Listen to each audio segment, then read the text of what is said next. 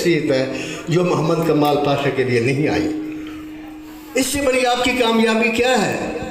ये सबसे बड़ा थप्पड़ है उस आदमी के लिए जो आपको कहता है कि आप बिजनेस करते हैं।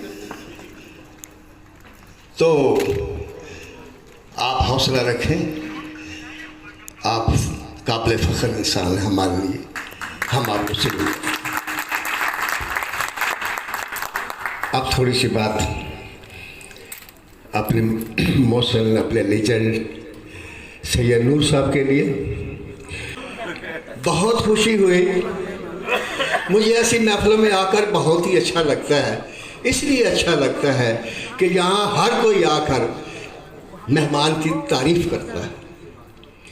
यार अगर हम यही तारीफ़ आम लाइफ में भी एक दूसरे की करना शुरू कर दें तो हमारी इंडस्ट्री और हमारी दुनिया कितनी खूबसूरत हो जाए। मुसीबत ये है कि हम तारीफ़ करते हैं ताली बजवाने के लिए। तारीफ़ करो तहे दिल से, कोई ताली बजाए या न बजाए इसकी परवाह न करो।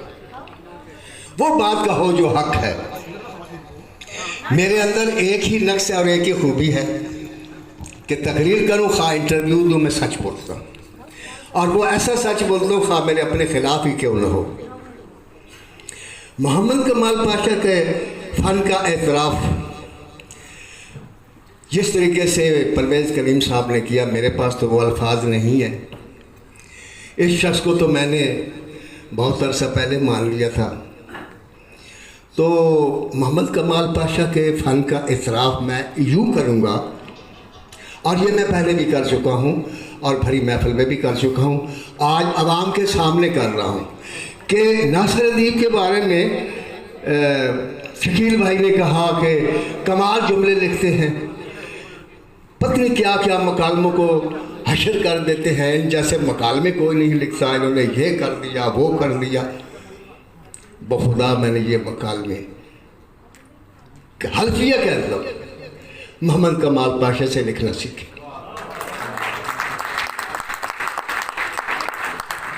मोहम्मद कमाल पाशा और परवेज़ करीम ये दो दरिया हैं हमारी पाकिस्तान फिल्म इंडस्ट्री के। मैं मोहम्मद कमाल पाशा के दरिया से निकली एक छोटी सी नहर हूँ। मैंने परवेज़ करीम के दरिया का पानी नहीं चखा, इसलिए बहुत गहरा है। ख़तरा था कहीं चखते चखते डूब न जाऊं। ये दोनों राइटर ऐसे हैं कि मैं जब इनके फ़न के बारे में या इनकी लिखी हुई फिल्मों के बारे में सोचता हूँ तो मुझे कम्प्लेक्स हो जाता है।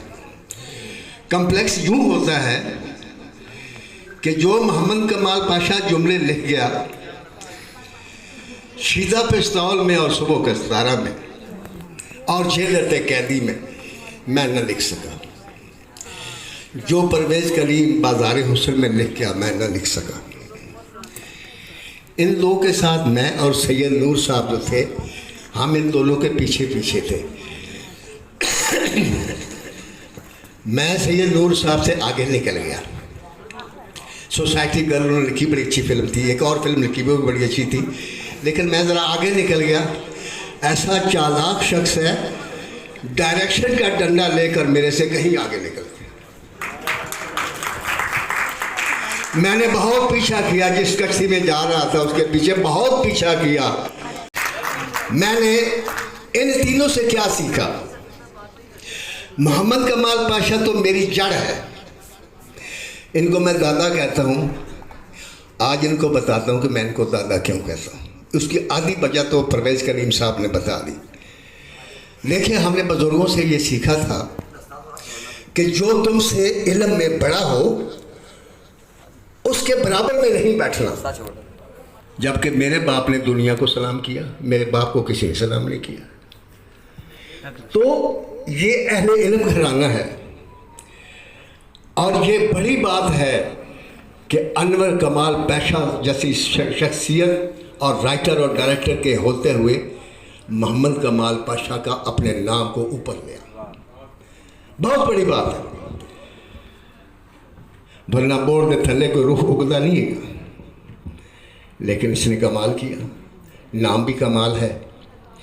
तो मैंने इनसे जो सीखा वो बस मेरी किस्मत बहुत अच्छी थी यार, बखुदा मैं काबिल नहीं, ला इलाहा इल्लल्लाह मोहम्मद रसूलुल्लाह, लेकिन मेरी किस्मत शायद सबसे अच्छी। और मैंने एक नुक्ता ढूंढ लिया है, मैं सईद नूर साहब के पास कुर्सी पर बैठ गया। क्यों बैठा? इसलिए बैठा, कोई कैमरे वाले आते हैं ना, मुझे पता था ना सईद नूर की तस्वीर लेनी है, साथ मेरी भी आ जाएगी। और ऐसे ही हुआ, जो भी आया सईद नूर की तस्वीर लेना, मैं मोटा नाल ही जोड़ के रखा, मैं कहा मेरी भी आ जाएगी। सोने पर सुहागा ये हुआ कि राशिद भाई भी साथ आकर बैठ गए। तो महफिल में अगर तस्वीर खिंचवानी हो तो किसी भी खूबसूरत लड़की के यहाँ साथ बैठ जाओ, जगह ले लो, या फिर सैयद नूर जैसी शख्सियत के साथ बैठ जाओ। अब मैं ये इसलिए बार बार बड़ा शौक था कि काम करूं। तो जैसे वो सैयद सुहेल साहब को अमलियात का इल्म है ना, मेरे पास नजूम का इल्म है।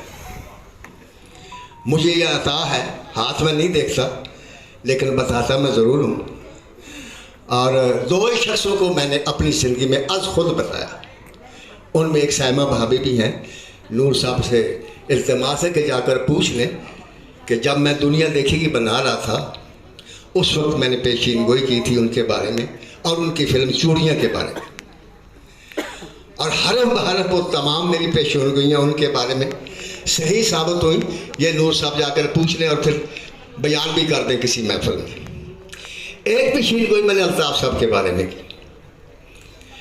मैंने इनकी फिल्म देखी साला साहब, और इसलिए देखी कि एक स्क्रिप्ट था जो इनके लिए मैंने लिखा, जो प्रोड्यूसर साहब ने मुझे कहा कि नासिर साहब स्क्रिप्ट बहुत अच्छा है लेकिन 5 रीलां बचपन चल रहा है, इन्हों बदल दो। इन्होंने मेरे उस वेले साथ दिता। इन्हें कहा जी तुम कहानी को होर बनवा लो, अगर यही फिल्म बनाई तो 5 रीलां बचपन ही चलेगा। और फिर वो फिल्म बनी और वो सुपरहिट हुई, वो थी रुस्तम ते खां। तो इनकी फिल्म मैंने साला साहब देखी, मैं देख कर नीचे आया। मेरी फिल्म लग रही थी चंद मरियाम, शेर खां, जुल्म दा बदला, 3 फिल्में लग रही थी। तो नीचे बैठे हुए थे अल्लाह जन्नत बख्शे जहांगीर कैसर, ज़मीर कमर साहब और यूनुस मलिक साहब। मैं साला साहब देख कर उतरा तो उन्होंने मुझे, हाँ यार तो साला साहब देख क्या कैसी लगी? मैं कहा साहब जी एक्स्ट्रा ऑर्डिनरी सुपरहिट फिल्म। तो जहांगीर कैसर मजाक है कहना फिर असी चंद मरियाम ड्राप कर दें। मैं कहा ताड़ी मर्जी है, लेकिन वो सुपरहिट फिल्म है। मैं इनके पास आया, मैंने इसके कहा अल्ताफ साहब आपकी ये फिल्म एक्स्ट्रा ऑर्डिनरी सुपरहिट होगी, ये सामने बैठे हैं, और आपको 9 फिल्में मिलेंगी कम अज़ कम, आपने घर बना लेना प्लीज़, ये मेरी रिक्वेस्ट है। इनका ठीक है। फिल्म लग गई। साला साहब 3 शो खाली, हफ्ते को उतर गई सर्किट से, कहीं से इतवार को उतर गई। मैं रात को गया को 12-1 बजे, मेरी फिल्म शेर खां भी सुपरहिट, वो चंद मरियाम भी सुपरहिट, मिलेगा जुल्म दा बदला भी बहुत अच्छी है। अब मैं गए तो अल्ताफ साहब अकेले बैठे हुए चौधरी इस्माइल साहब के कमरे में और बड़े परेशान थे। मैंने कहा अल्ताफ साहब क्या हुआ? कह रहे ना साहब तुम कैसी एक्स्ट्रा ऑर्डिनरी सुपरहिट होएगी फिल्म, तो फिल्म तो बाद लोगों ने अज ही ला दी। मैं क्या अल्ताफ साहब इस फिल्म में पुलिस ने लाना, सिर चुक के रखो।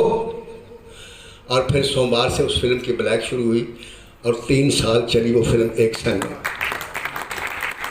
तो इनसे पूछ लें कि वो 9 फिल्में भी मिली, मुझे नहीं पता उन्होंने घर बनाया या नहीं बनाया। अगर बना लिया तो बहुत अच्छा किया, अल्लाह इनको ज़िंदगी दे। तो मोहम्मद कमाल पाशा आपको तो देख कर मैंने, अब मैं बताता हूँ कि मैं आपको दादा क्यों कहता हूँ। यार आप इल्म में भी मेरे से बड़े, अकल में भी मेरे से बड़े, मकालमा नवीसी में तो मेरे उस्ताद, शक्ल में भी मेरे से अच्छे। तो मैं ये सारी बातें मानने के बाद मैं इसलिए कहता हूँ कि मैं आपका पोता हूँ, पौने 18 साल का, कि कम अकल हूँ आपके मुकाबले में। अगर मेरे पास अकल आ जाती उतनी जितने आप में है, अगर मुझे मकालमा उस तरीके से लिखने आ जाए जैसे आप सोच के लिखते हैं, खुदा मैं नहीं लिख सकता। मुझे इसके एक मकालमा आज तक याद है, एक तवाइफ की उन्होंने तशरीह की, मैं सारी ज़िंदगी लगा रहा हूँ, वो तशरीह नहीं कर सकता। तवाफ कहती क्या है? कहते जज साहब मैं वो एस्टेम जिहदे विच हर ब्रांड का सिगरेट बुझा देता है। एक तवाइफ की इससे खूबसूरत क्या तशरीह हो सकती? ये मोहम्मद कमाल पाशा लिख सकता है। मैं ना इसके मुकालमे लिख सका जिसका नाम परवेज़ कलीम है। इसकी फिल्म मैंने देखी बाज़ार हुस्न। मैं नहीं जे जले मैं माइक देना जो मर्जी करके ला। हाँ इनकी इसकी फिल्म देखी बाज़ार हुस्न। मैं सरवर भट्टी साहब के दफ्तर में तलाश करता गया, मैंने इनको मिला नहीं था, मैंने देखा भी नहीं था। मैंने सरवर भट्टी साहब से कहा यार मैंने परवेज़ कलीम साहब से मिलना है, तो इत्तेफाक से ये आ गए। उस वक्त दाढ़ी भी नहीं थी और लाठी भी नहीं थी। तो मैंने जेब से 10 रुपए का नोट निकाला। उस वक्त मेरे में था ही इतना, यकीन करें 100 का नोट नहीं था उस वक्त। उस पर मैंने लिखा कि ये वो फिल्म है कि अगर मैं सारी ज़िंदगी भी लता रहता तो मैं बाज़ार हुस्न जैसे सीन ना लिख सकता। जो इनके पास है नोट। ये मैं इसलिए ये बातें कर रहा हूँ कि खुदा के लिए अपने से अच्छे को अच्छा मानना सीखो। यही सुन्नत है। अगर अच्छे को अच्छा नहीं मानोगे तो फिर तो करबला है। मान लो यार वो माने तो नहीं थे कि वो अच्छा था सबसे। जब मान लेते तो झगड़ा ही ना होता। तो ना मानना जो है ये कुफर भी है। लिहाजा मानो ये जो मेरे सामने बैठिए ज़ैड जुल्फी साहब हैं, इनकी ये खूबी है कि इतने ज़िंदगी में किसी आदमी के पास नेशनल अवार्ड नहीं है जितने इनके पास है। तो जावेद रज़ा साहब, ये तो मैं क्या बताऊँ, तो वो दुश्मनी तो मेरी दुश्मनी जो खाकान अब्दुल गाजी साहब चले गए उनके साथ भी बात करनी थी। लेकिन ये है कि बहरहाल मोहम्मद कमाल पाशा साहब आपकी बाज़ दफ़ा खामोशी बहुत अच्छी लगती है। जब भी मैं इनको फ़ोन, हाँ इनमें एक नक्स भी है मेरे पॉइंट ऑफ व्यू से। एक फ़ोन उस वेले करेंगे जिस या मैं बीवी नाल बैठा होना या मैं सौ रहा हूँ। और फिर फ़ोन अगर ना अटेंड करो तो माँ बहन भी कर देंगे। जे फ़ोन सुनो तो कन ना सुनो, ये भी नहीं कर सकते कि अच्छा भाईजान अस्सलाम वालेकुम। अगर कहें हाँ हाँ जी आई मैं समझ गया तो बड़ी सारी गाल काट के कह देंगे हाले मेरी गल बाकी है।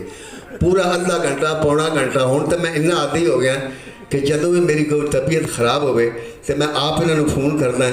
ये मैं जिस वे 3-4-5 गाला कट के जिसे गल शुरू कर दें तो मैं कहना यार शुक्र है तू मैं मेरी औकात याद करवा दे।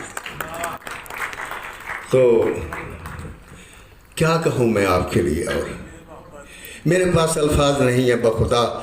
वो हम तो समझे थे कि नाकाम न हो गुलशन का सकून। अगयार ये समझा कि हमें कुव्वत ललकार नहीं। हमें कुव्वत ललकार तो है लेकिन आपके सामने नहीं, क्योंकि तू वो सप है जिदे सामने ये दीवा नहीं बल सकता। जिंदा रहे अल्लाह तनु मेरी भी ज़िंदगी ला देवे। ये वो शख्स है कि मैंने अपनी ज़िंदगी में अपने रिश्तेदारों के अलावा ये वाहिद शख्स है जिसके लिए हर रोज़ 2 नफल पढ़ के मैं इसकी सेहत के लिए दुआ करता हूँ। क्योंकि मेरे पास जो कुछ है वो या मेरे उस्ताद हसन नसी की तो फैल है या मुझे लिखने का फ़न देने वाले इस शख्स की वजह से है। तो इसलिए मैं इसके लिए दुआ करता हूँ। मैं आप तमाम लोगों को ये बता दूँ ला इलाहा इल्लल्लाह मुहम्मदुर रसूलुल्लाह। मोहम्मद परवेज़ कमाल पाशा, मोहम्मद परवेज़ कलीम और खलीलुर रहमान कमल, ये तीनों मेरे से बड़े राइटर। सलाम। बहुत सी तालियां जी।